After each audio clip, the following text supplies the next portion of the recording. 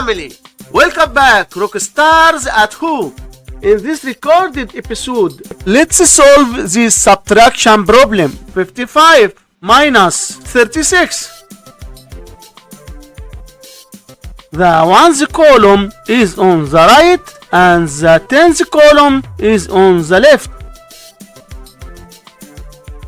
We start solving the subtraction problem by subtracting the numbers in the ones column. 5 minus 6. But I can't do it because 5 is smaller than 6. So we must borrow.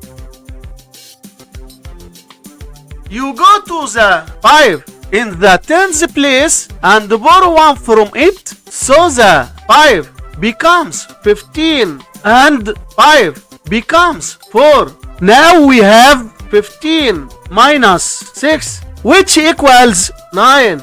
Write 9 in the ones place. Then go to the tens column. 4 minus 3 equals 1. Write 1 in the tens place. So 55 minus 36 equals 19. And this is our final answer to this problem. Thanks for watching. Hit like and subscribe for future videos.